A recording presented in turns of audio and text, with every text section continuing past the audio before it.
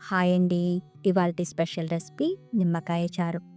మీరు నిమ్మకాయ చారు ఎప్పుడైనా చేసుకున్నారా? ఈ పద్ధతిలో ఒకసారి ట్రై చేయండి.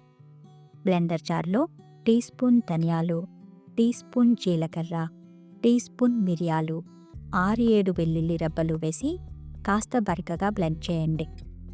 ఇప్పుడు స్టవ్ పైన గిన్నెని పెట్టి 2 టేబుల్ స్పూన్లు ఆయిల్‌ని వేసి వేడెక్కనివ్వండి.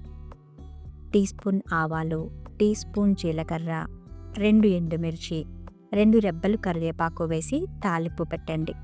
మీడియం సైజ్ ఉల్లిపాయ చీలికలు, మీడియం సైజ్ టమాటో చీలికలు, 2 పచ్చిమిర్చి తరుగు వేసి 2 నిమిషాల పాటు మగ్గనివ్వండి మూత పెట్టి.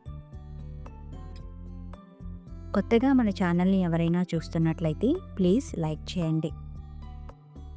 ఇప్పుడు ఇందులో లీటర్ వాటర్ని వేసి రుచికి సరిపడా ఉప్పు, గుప్పెడు కొత్తిమీర తరుగు, పసుపు వేసి ఉడికించిన కప్పు ముద్దపప్పు,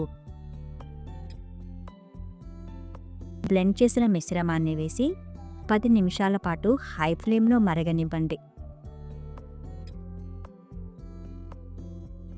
10 నిమిషాల తర్వాత స్టవ్ ఆఫ్ చేసి చల్లారనివ్వండి.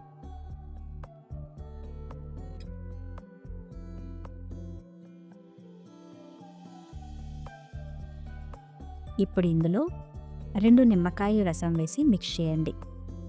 ఇది రైస్లోకే కాదండి, సూప్లా తాగడానికి కూడా ఇష్టపడతారు. అంతేనండి, సింపుల్ అండ్ సూపర్గా చేసుకునే నిమ్మకాయ చారు తయారు. ఈ వీడియో మీకు నచ్చినట్లయితే లైక్ చేయండి, షేర్ చేయండి, సబ్స్క్రైబ్ చేయండి. ఇట్లు మీ సుమలతారెడ్డి.